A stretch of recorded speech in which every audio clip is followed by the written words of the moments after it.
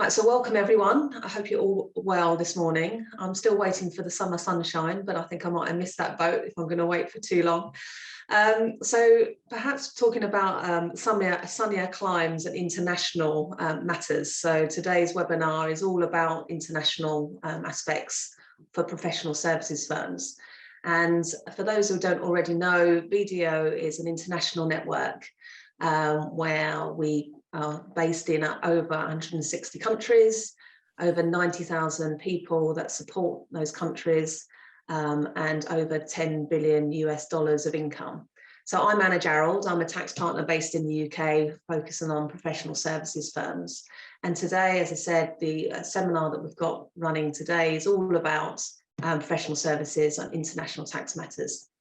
So the team that I've got with me today to talk to you about these points are all based in the UK team. We've got three from the team: Francis Edwards, Louis Keeping and Hannah Willem. So Francis is a director, Louis is an associate director and Hannah is a manager.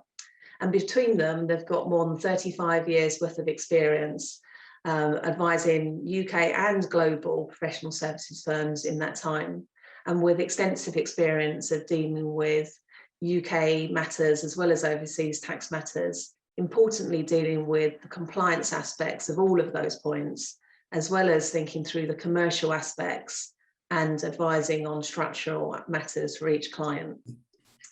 So on the agenda today, there's plenty to cover, not least the basis period reform that we're aware of if we're involved in partnership structures. So today we're going to be talking about professional services firms as just generally how they operate, really looking at what is the right structure for a firm. It's often a question we get asked, which is, what's the perfect structure? Talking about permanent establishments, obviously particularly important given the way that people have been very agile through COVID, and also perhaps making personal choices about where they want to spend their time, if they're allowed, working going forward. Permanent partner remuneration, a whole host of other matters that we should be considering when looking at structuring. And then perhaps the question that we, as I said, we get asked, which is, well, what is the general choice of entity? What would you tend to do? And then questions. We've got some questions that have already been sent, but if there's some other things that you would like to pick up on, please use the Q&A function and we'll pick them up at the end or as we go through as relevant. And if we don't get to those, then we can always pick them up with you afterwards. So as always, we will finish within the hour and we'll make sure that you get the recording and the slide deck after this webinar. So I will now hand over to Louis. Louis, over to you. Thanks, Anna, and good morning, everyone. So as we know, I think expanding internationally can prove a bit of a minefield for PS firms.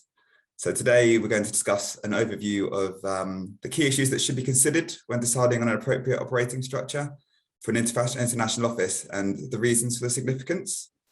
So I think the key areas that we're going to be covering today include withholding tax issues, permanent establishment risk, compliance obligations, early year losses, and I think other important areas that we're going to touch on also include double tax relief on branch profits, foreign tax credits for residents and non-resident partners, and the impact of the basis period reform, partner remuneration and partner equity issues, and central management and control. Okay, so Louis, stacks there. Lots there. We only have an hour. So when you're thinking about overseas expansion, which obviously, you know, people look at opportunities all the time, and sometimes there are really big opportunities, sometimes there's small things that people are checking in on. So what would you say are the most pressing factors that people should be thinking about when considering international expansion? That's a good question. I think it's clear that one size doesn't fit all when you're looking to expand internationally, and I think kind of the relative importance of each consideration is going to really vary depending on the fact pattern of a particular office. If you take, for example, where an office is going to be quite small and may not generate significant profits, simple administration and tax compliance requirements might be relatively more important than issues around profit extractions and effective tax rates. So it's all a bit, you need to look in detail at each one, as the fact pattern isn't going to be exactly the same. So it depends as to the size and nature of the business when expanding overseas as to what structure you might like to think about. So yeah, the answer is it really does depend, I think. Okay, thank you. Can we move on to the next slide, please? So as mentioned before, I think there's a large number of factors that's going to influence the structure of global professional services firms. These include local regulation, tax, ownership control, cross-border liability, cost of living, and other commercial arrangements between firms. So I think these factors are going to lead to a number of different structures being operated, which we've commonly categorized into the three types shown on the slide. So a group structure, which seeks to have common ownership through a consolidating entity and the global profit pool. An entity-based network, which generally have centralized governments, a degree of centralized control, but a tendency towards the more local profit pools, and network firms, which are kind of bound together by contractual arrangements, but legally separate firms. It's also possible to operate overseas offices through a series of entity support payments, which Hannah and Francis will talk about later, which really support the local profits pools to meet the local partners' profits.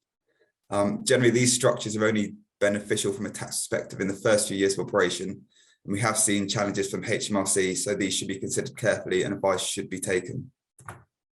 Yeah, so it's really good that there's a lot of choice, Louis, because, you know, one size doesn't fit all. But is there something that we see more commonly in the professional services sector? And does it matter depending on which subsector you might be in, whether it's property advisory or other?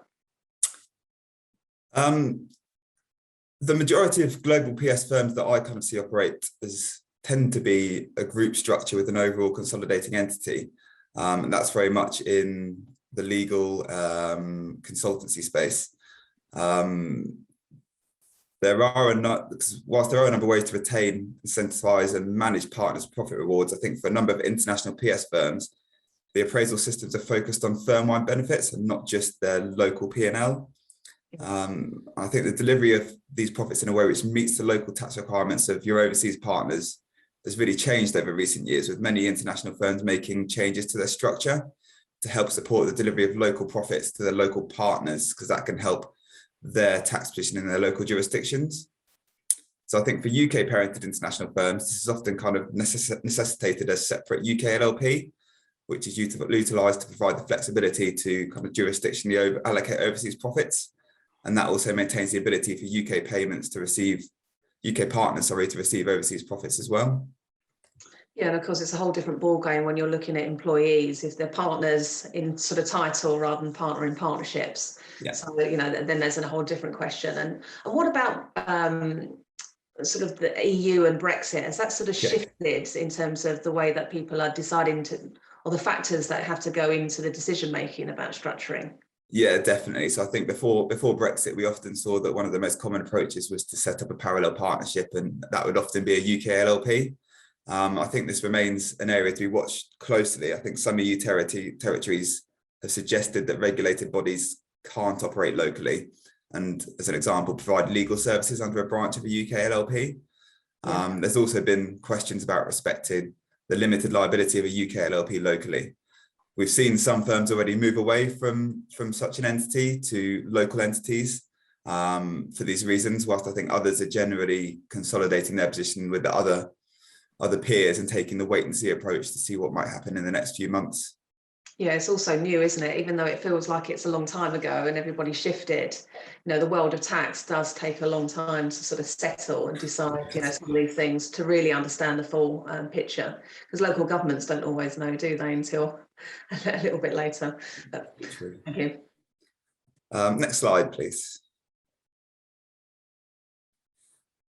Okay, so this slide further details the differences between the three structuring arrangements I touched on before. As you can see, there's quite a lot on this slide, so I don't propose to go into detail.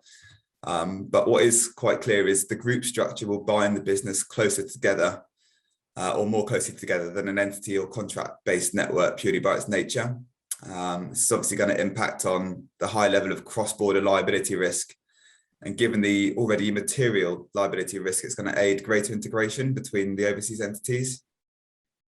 Regulatory requirements, as touched on before, should also be noted under a group structure, as there could be legal and professional restrictions on foreign or non-professional ownership. So that should be looked at when setting up in various overseas jurisdictions. And I think a group structure does, however, make distribution of profits quite efficient in comparison to entity or contract-based networks with separate entities, but I'll leave that slide that you can view at a later point to kind of work through the pros and cons of each potential structure you might choose to use. Right, so I'm now going to pass over to Francis and Hannah.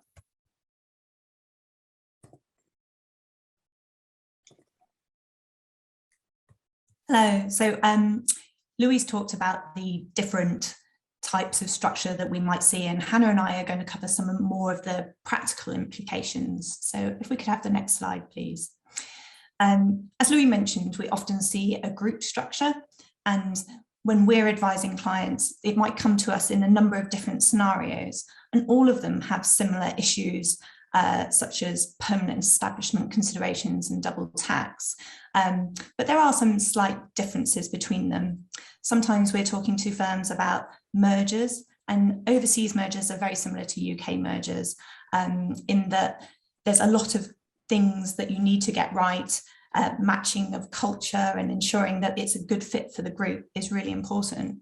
But how the structure of the business as a whole comes together can be more complicated. And understanding how your partners are going to be remunerated. Are you going to have a global profit pool? Will profits need to flow each way between the different entities is really important to understanding the entity that's suitable for the group as a whole. And if that entity is not the current entity within the group, there's going to be some real considerations that need to be looked into how you transition from the current structure into the new structure. Sometimes we also talk to people about taking on an overseas partner or even a group of overseas partner. And again, it's the same questions. Should they join the existing entity that you have in the UK or another entity overseas? Will this create a branch for your group? And what will that branch mean?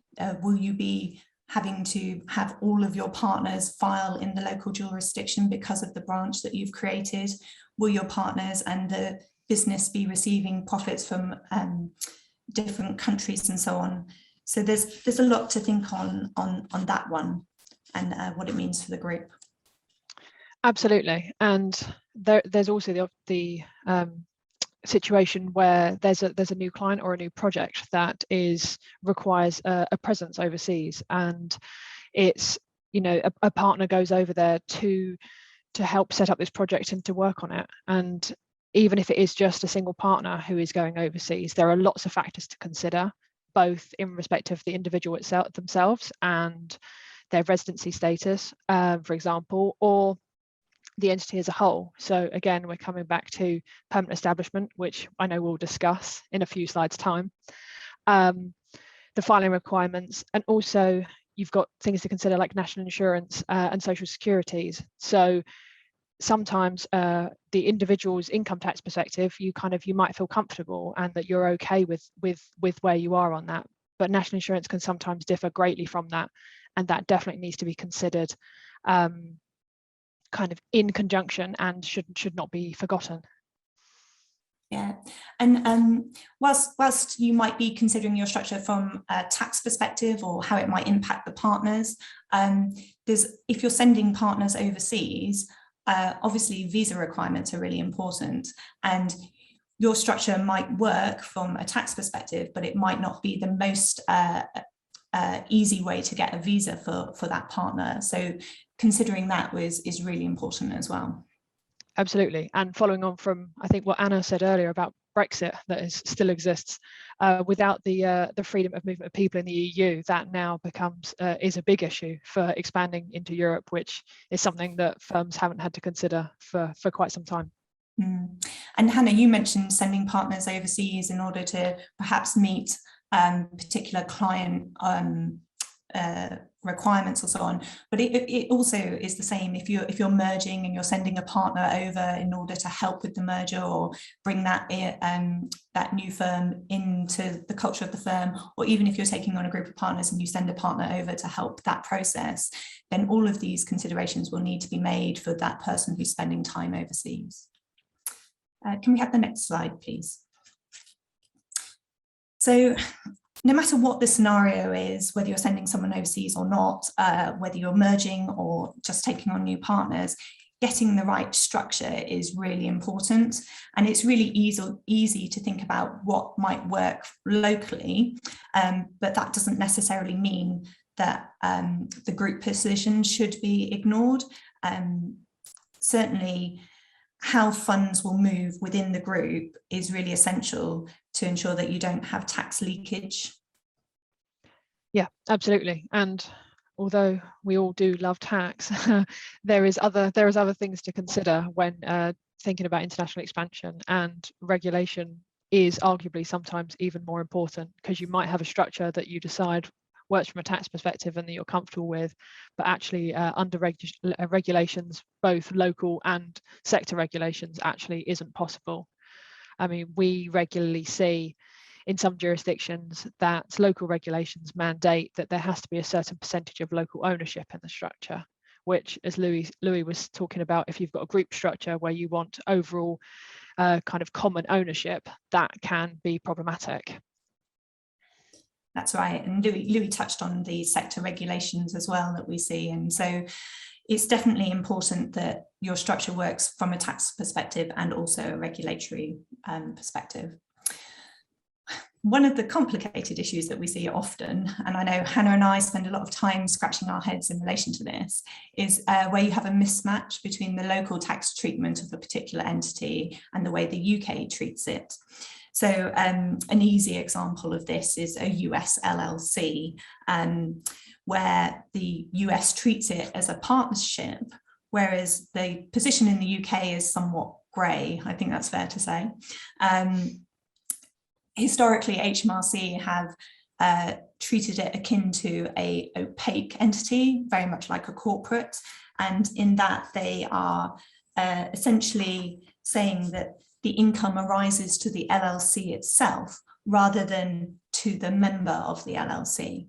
And the distinction is really important, because where US taxes are arising on that income, it's not available for double tax relief in the UK if that treatment is accepted. And I say it's grey because obviously we had the Anson case a few years ago where they looked at the circumstances, and in that particular case it was found that it was akin to a partnership or transparent. But HMRC's stance is very much that they look at the particular details of each case, particularly in relation to US LLCs.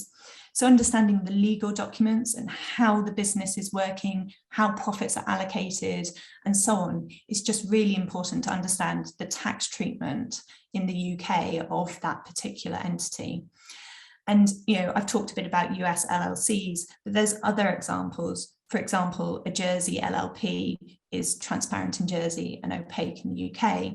And there's even the UK LLP might not be accepted as the same treatment in overseas as we see it. So it's worth bearing that in mind. Yeah. When a business is working internationally, either in a group or in other circumstances, there's almost certainly going to be some services that are provided from a central location for the benefit of the whole group. So that could be finance or HR services or things like that. Transfer pricing is very important from a tax perspective on this, as well as from a compliance perspective. You need to consider things like country by country reporting. Transfer pricing will also impact local profitability due to recharges for these central costs. When making payments from one entity to another, consideration will be needed as to whether withholding taxes will need to be applied to any payments and for these services. Yeah, and Hannah, withholding tax is really key, because ensuring that you have the correct withholding is really important, because if when you look at the double tax treaty, it's limited to a certain percentage, or even in some circumstances, withholding that would usually apply is eradicated entirely. If the incorrect amount of withholding tax is applied to a payment, then it's not really possible to claim double tax relief for that in you're in the UK, and really you should be going back to the local jurisdiction to reclaim the amount that has been incorrectly withheld, and that is just a really difficult thing to try and do.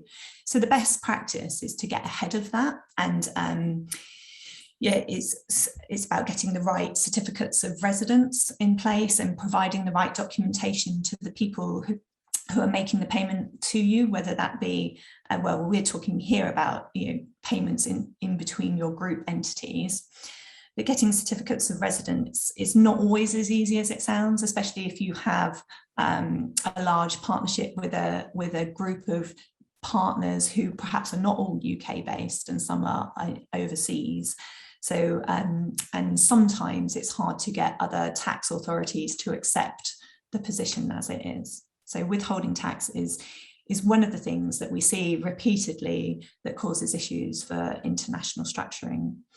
And you're right, Hannah, what services sit where is just a really complicated question. There's always things that people are doing that benefit the international group. And whilst making payments between your group is the best way to ensure that it's fair, sometimes one of the biggest challenges is making sure that there's transparency about what entities are paying for what services and how much it's worth. So it's a really difficult area to look at. Yeah, and actually just on that, I think one of the challenges that clients always find is actually working out who is doing what, because actually it's great if the finance team actually know, and that's part of the challenge of all of these things, especially international, is that there's quite a lot of freedom, either in partnerships or corporates, actually, for people to do certain things. So uncovering the facts is definitely the starting point. Indeed, you know, if you've got someone who's perhaps their role is business development, some of their time will be local business development and some of it will be international. And where do you draw the line and how do you calculate that? Indeed.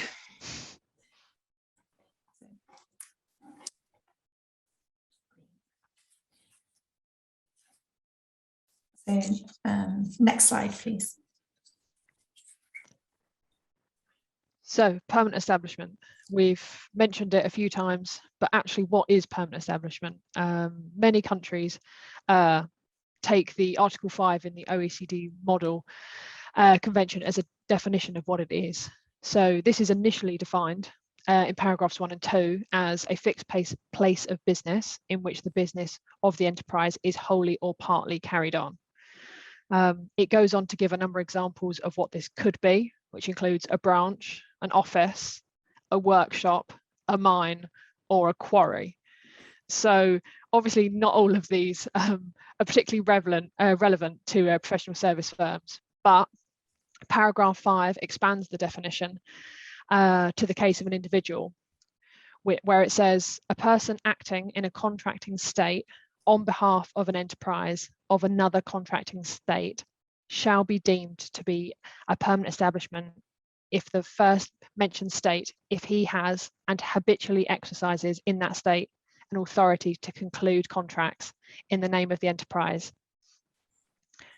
So there is lots of things to consider and around that, and it is worth noting that although the OECD does give a definition, not all countries take this as their definition, and that you should definitely consider each time the double tax agreement, as sometimes it is defined differently in the double tax agreement. So Hannah, we see permanent establishment issues all the time with key members of staff moving abroad, especially in the pandemic, people feeling like they can work from anywhere. And so if we've established that we have a permanent establishment, what does that mean for our business? So the creation of a permanent establishment is likely to result in a requirement to calculate the profits that are arising in the local entity.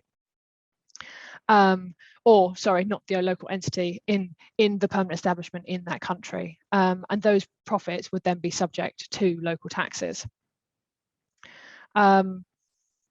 If those profits, there's then a consideration of where are those profits going? Are they in relation to a partnership? And does that mean that all of those profits allocated out to the partners?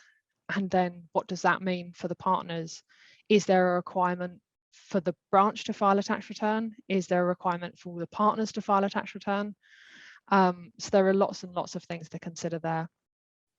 And where a permanent establishment is created, it is probably wise to consider if a separate structure is required in order to mitigate some of those risks.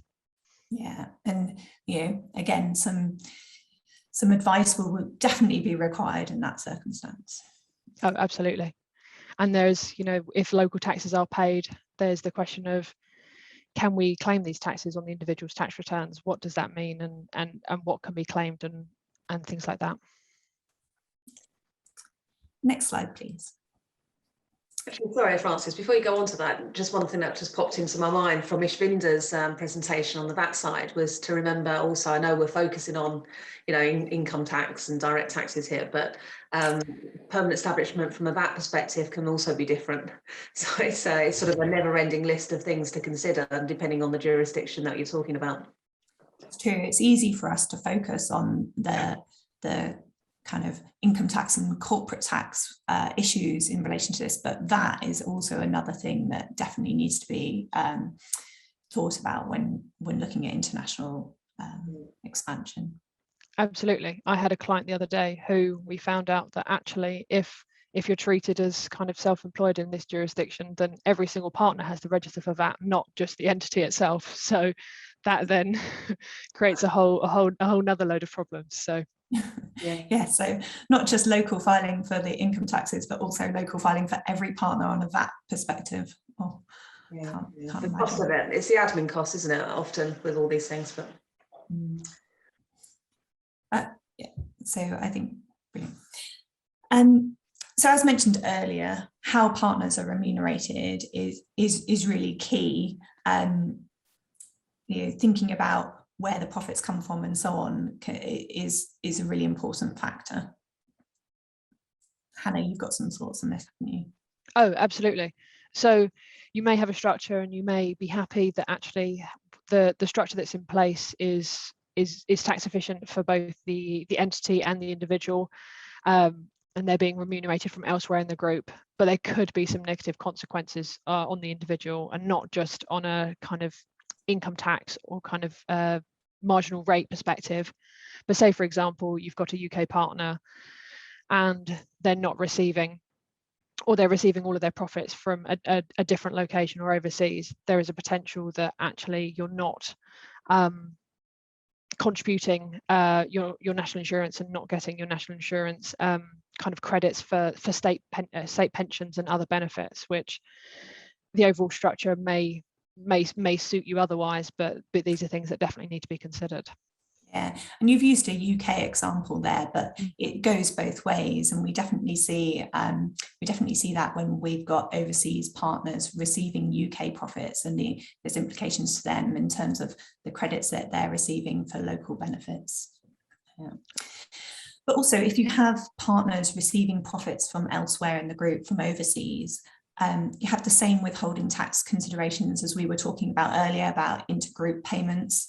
And also you have to really understand what profits they're receiving. Is it from a transparent entity, an opaque entity, for double tax relief? And if you're paying tax overseas, are you going to get full credit for that in the UK? And double tax relief is restricted to the lower of the taxes you've paid or in the overseas jurisdiction, or the taxes that are due in the UK. So if you have a mismatch of how the profits are calculated, you might be paying more tax in one place and not be able to recover that in the other place. So double tax can definitely cause some leakage in some circumstances.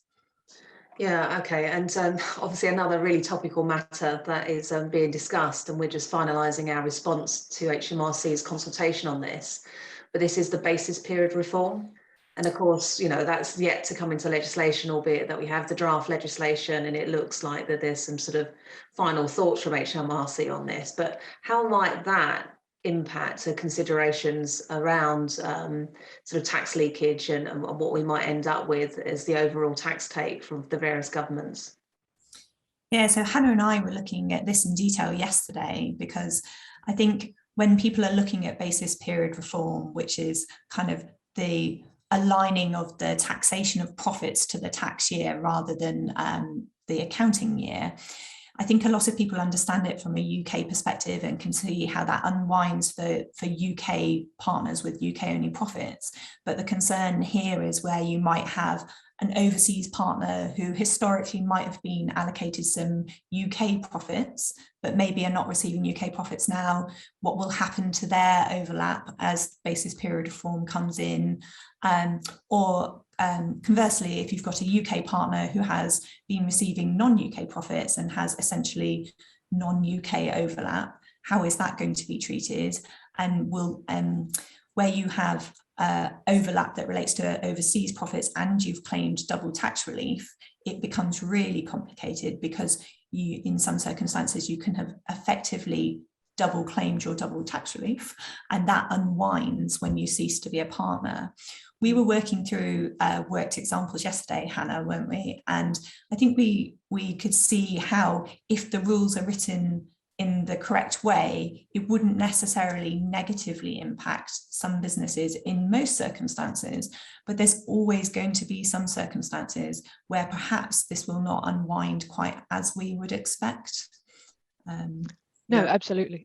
And I think also with a lot of things with double tax relief claims is you're thinking about timings, and actually if the taxation of the profits is changing in the UK, what does that mean for your double tax relief claims? And the kind of mismatch between timings of when UK tax is payable and your overseas taxes are payable. Yeah. And the other issue is that it's actually the administration burden of calculating it, working it out and ensuring that everything is working as you would expect it to is really high. I think basis period reform, people feel like there's going to be extra administration, but if you've got overseas considerations as well, I think it will be even more. Yeah. So the point that Hannah was making about the tax payments, often the US individuals will try to pay their UK taxes earlier to get the right timing, as you say, Hannah. And a lot of this is really just relevant to professional service firms that are structured with partnership structures. So then there's also that question going back, and I'm sure Louis will sort of question it at the end, but, well, what is the right structure? Are we better off to start thinking about people more of it as employees and partners? And of course, that brings with it a whole host of other questions as well. So it's just another factor, isn't it? This basis period reform and what might happen into the question of, well, what is the right structure for professional services firms? Indeed. And I think as you mentioned, we're sending our response to the consultation in, as I know a number of other people are also contributing. So it'll be interesting to see HMRC's response to the issues that we are no doubt going to be raising along with other people. Can we have the next slide, please? So now we're looking at a situation where actually our international expansion has been very successful, and we've got some profits which are above and beyond what we require to remunerate everyone locally, and so we've actually got some excess profits. And thought needs to be given from the beginning and right from the start of the structure, but continuing on through the trading of this entity about what is going to happen with these excess profits and how do we extract them. It's a nice problem to have, isn't it? Absolutely. This is the dream scenario.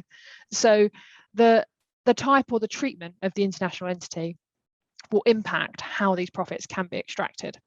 So if the entity is treated as tax transparent, there are a number of ways that these profits can be extracted. First of all is allocating these profits to all of the partners. So this will require all of the partners to file local tax returns, which, as we mentioned earlier, is a large administrative burden. In some circumstances, I think you can do consolidated returns, but it's worth understanding if the country you're in allows that. And actually, definitely, certainly some countries might treat it as branch profits as well. So understanding if your partners have to all file locally or not is a really important factor. Yeah, absolutely, and it will change from location to location. And if there are local filings for the individuals, there is then the potential to claim some of those overseas taxes on their personal tax return, and consideration around that, and whether there is any tax leakage due to differences in tax rates between the jurisdictions. There are then some circumstances where you may want to consider using valve partners. So a valve partner arrangement is where a partner or a handful of partners are partners of the original partnership and the new international partnership. This means that they can be allocated profits from the international partnership, and if to extract some of these excess profits, and if there's not enough profits to fully satisfy their remuneration, then they can then be topped up from the original partnership if necessary. So having valve partners in place, if, for example, otherwise all of the partners would be brought into filing, this can limit the filing to only a small handful of partners. And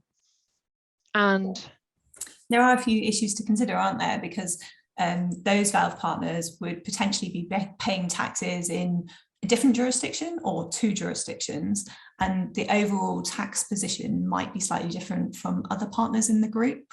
And there's some complications around that that need to be considered, and whether that's equitable for everyone and how that could be unwound. Oh, absolutely. And generally you would anticipate that if they are filing in more than one jurisdiction, they'd be in a very different position than just someone who's filing in one location. So that definitely needs to be considered. We have historically also seen trust arrangements, but I think that HMRC are not overly keen on this particular way of sharing profits around the group. And certainly there is a risk that certain jurisdictions could look through the trusts and want to have all of the people who are benefiting from the profits to be filing locally. So trust arrangements, whilst we have seen them historically, need to be really carefully considered if you're looking at that, because the risk is you're putting them in place to avoid multiple local filings, and it just doesn't work for those circumstances. Yeah, absolutely. And I guess not all professional service firms and not all international structures will be set up as partnerships or transparent entities, and they may be treated as opaque, they may be a corporate, and if that's the case, from a UK perspective anyway, the profit extraction would be treated as a dividend. Obviously in the UK, the dividends are taxed at a lower rate than trading profits, but dividends are paid out of post-tax profits. So consideration is required around how those two profits are going to interact with each other. And as is a recurring theme in this, when dividends are being paid from an overseas jurisdiction, withholding tax will need to be considered. Indeed, and there's some interesting point about withholding tax, because in some circumstances you actually have to file locally at the point that you're withholding the tax, and if you're making a dividend payment to a partnership, you might need to, at the point that you make the dividend payment, declare who you're allocating that dividend to. So that can be quite problematic in some circumstances when you haven't necessarily finalised your profit sharing for the particular period that it relates to. So we have the next slide, please. So Hannah has covered the dream outcome of making excess profits and more money than you expected, perhaps. But I have the fun of talking about what happens if it doesn't work out quite like you expected. Or I think it's fair to say that sometimes when you're setting up an entity, the early years, you're investing and trying to ensure that that the business turns into the business you hope it to be. But it tends to mean that there are circumstances where there are just not enough profits locally to meet the needs of the local business. So you have to really consider how this might be funded, and whether, if you have local partners or local effective partners, whether you need to top up their remuneration from other entities in the group, from the UK, from a different jurisdiction, and what that would mean. It's all the same issues around withholding tax and double tax relief needs to be considered. If your local entity is a corporate and you don't necessarily, you can pay your business leaders an employment income, then you might be generating a loss in that corporate.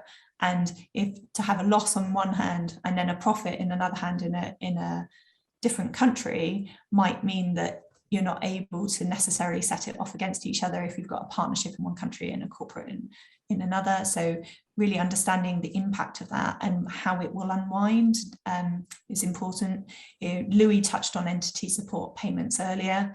Certainly in the early years, you can see an argument for it being wholly and exclusively for the purpose of the business, having relevant documents to support why you're making entity support payments, what it's in relation to, and how it benefits the business as a whole is definitely advisable. But certainly HMRC are not overly keen on entity support payments. And if we have a loss overseas, and you're allocating it in a partnership model, you really do need to also think about whether we can sideways set that loss against other income. Is the business managed and controlled in the UK for, and is that relevant to your particular personal circumstances? Because the loss is not the loss of the partnership, it's the loss of the individual partners, and therefore it's a claim by the individual partner of what they do with that loss. And that's probably one of the circumstances where giving some advice to the partners on how they deal with that would be really important to ensure that you have a uniformed approach by everyone. So can we have the next slide, please? So there's lots of things to consider, and we've just tried to capture a couple of extra things here that, because, as Anna mentioned, you've always got to think about that. There's definitely going to be things that we've not covered here, but we've tried to put down a couple of other things that we thought of whilst we were covering this subject. Absolutely, and we've discussed the option and the possibility of people, either that partners or other individuals, moving overseas to carry out work. But actually sometimes you may just have an overseas client who you're doing work for. And what does that mean? Consideration still is required around whether there's a permanent establishment, depending on the work that you're carrying out and the services that you're providing. But maybe even if there isn't a permanent establishment being created, there still may be some withholding tax requirements on payments to such clients or from such clients. So that definitely needs to be considered. Indeed.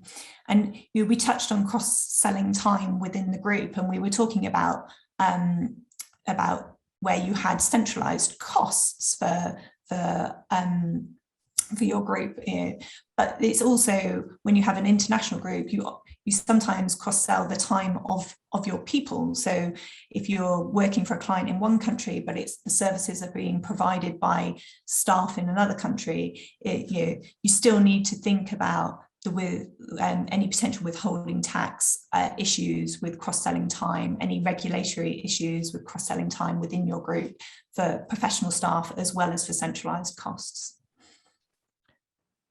And country by country reporting for transfer pricing, I did mention this earlier, but consideration is required regarding the limits and these limits that need to be considered around whether you are or your business is going to be in the country by country reporting rules, is those local requirements and the international, the global perspective. So it may be that actually from a global perspective you don't reach these limits, but from a local perspective in some jurisdictions you are meeting the country by country reporting limits, and so have to meet those compliance requirements.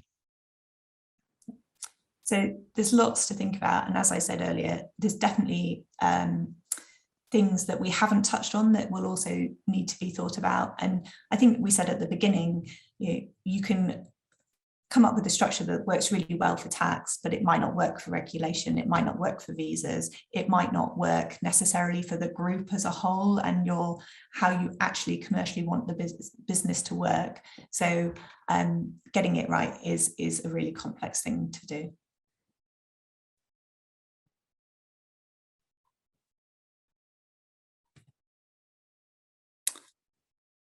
Thank you both. I think as that was pretty comprehensive, and I think as is clear, there's obviously a lot to think about when expanding overseas. If we can move on to the next slide, please. So I think kind of to wrap up, plenty to think about, lots of considerations, and I think each expansion should have to be considered on a case-by-case basis, as different jurisdictions will have different local requirements and can lead to different issues. So I think most territories will have local entities that are broadly equivalent to a UK general partnership or limited company, with similar features in respect of matters such as limitation of liability, and whether tax is levied at an entity or an individual level. Some territories, as we know, don't have an LLP equivalent, or restrict the usage of such entities to certain professions, regulated professions, for example. Generally, a UK LLP or UK limited company can be used to operate a branch in an overseas territory, which is normally preferred by UK headquartered businesses due to the familiarity with the accounting requirements. But the fact that an LLP is a body corporate means that it can be viewed, as Hannah and Francis talked about, in some cases as an opaque entity in a local jurisdiction and therefore subject to tax in its own right. Brexit has also impacted on the operation of these entities in certain EU countries, as myself and Andrew discussed at the beginning of the presentation. And where an LLP can't be used and instead a local partnership is formed, just bear in mind that it may not offer the same degree of liability protection that is generally available by a UK LLP.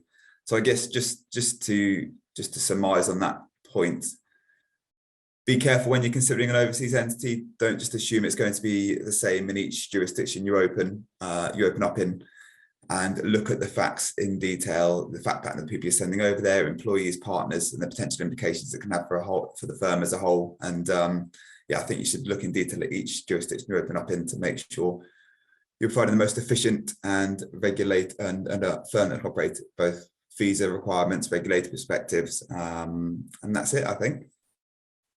Over to you, Anna. Right, thank you all. Thank you all. I've got a couple of questions, just some thoughts that have gone through my mind as well while we've been just talking. So payroll is also another thing to add to the administration list to make sure that you're running in the right jurisdiction at the right time.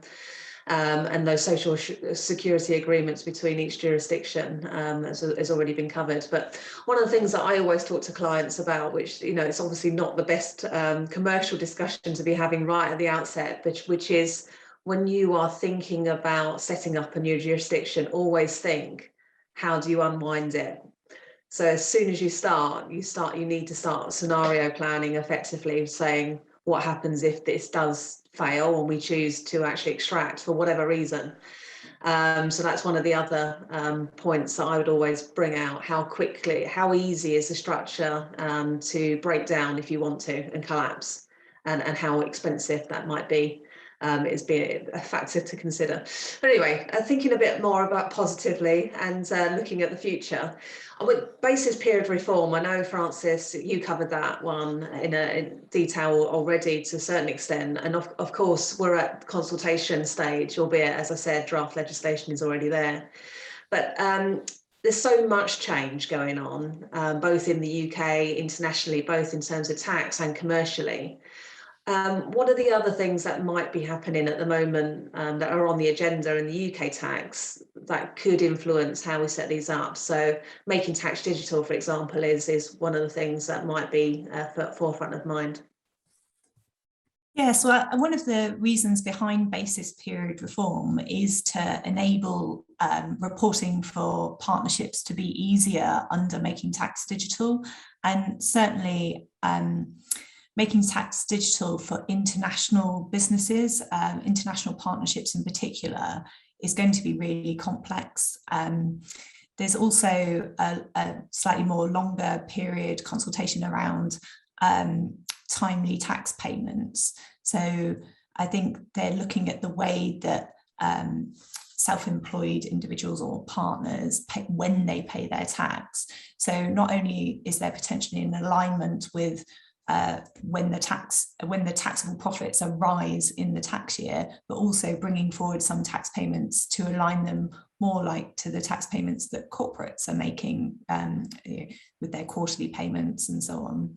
And there's a difficult issue for international businesses in relation to that, because if your profits are arising in a number of different countries and you are paying taxes overseas, and you will be making double tax relief claims for the taxes paid overseas, it's really difficult on a timing perspective to understand what those taxes are and where they are.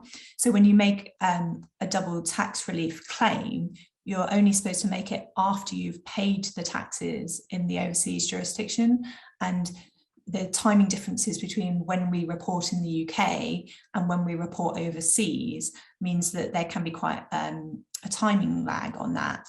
And whilst it is just a cash flow issue in that you pay the taxes in the UK, then you pay them overseas, and then you reclaim them in the UK, it does mean that there will be a point between where you've paid them overseas and when you reclaim them in the UK that you will be out of pocket effectively for the double tax. And so making tax digital, bringing reporting of those profits forward, potentially bringing the payment of the tax forward, will extend that kind of uncertainty about whether the taxes you've paid in the UK is the right amount of UK tax or not. So the changes that we're seeing is certainly going to make it more complicated, and you really have to think about the impact of that on your business and how you report. Yeah, so there's a complexity point, and then there's also the cash flow point that you were talking about there. So that's the commercial aspect. And when you're weighing up investments, then obviously you're looking, particularly in partnership structure, where actually everything is subject to tax, at the point of effectively making it, whether or not you distribute it or not. This question about holding money back, reinvesting it, that's going to be after tax in a partnership structure. If there's more cash flow out because, the point that actually accelerating payments under making tax digital, people paying tax earlier, if that's what actually happens, then you've got this position where an overseas expansion might have to wait, or it might need to be funded in a different way. So that's when approaches to banking, whether it's going to be additional capital that needs to be put into firms, all of these sorts of aspects also need to be considered when considering things like the deeds and fairness between UK partners and perhaps overseas partners as well. Yeah, we didn't really touch on funding the business and capital, and there can be some kind of cultural differences between how much you're expected to put in capital in one jurisdiction in comparison to another, which you probably might consider harmonizing over when you've got a global partnership that's really working together as a global partnership. But there's other things that also can feed in, where cost of living in one country is completely different from another country, and therefore the profits that you might be allocating in different countries are not necessarily aligned with each other. So yeah, all of these things come together to make it very complex. Yeah. And then I know there is a question just here, and I know we've looked at it a number of times, which is sometimes, are you better off sometimes to be an employee overseas compared to a partner? And there's some jurisdictions that you might get more benefits from being an employee. So there might be some enhanced allowances to do with housing, for example, in a particular jurisdiction. Or so actually that some people might be coming from a partnership culture into being an employee overseas. And so again, looking at each jurisdiction to work out not just the sort of the global piece, but also locally and what's right for the individual, especially when there's a war on talent.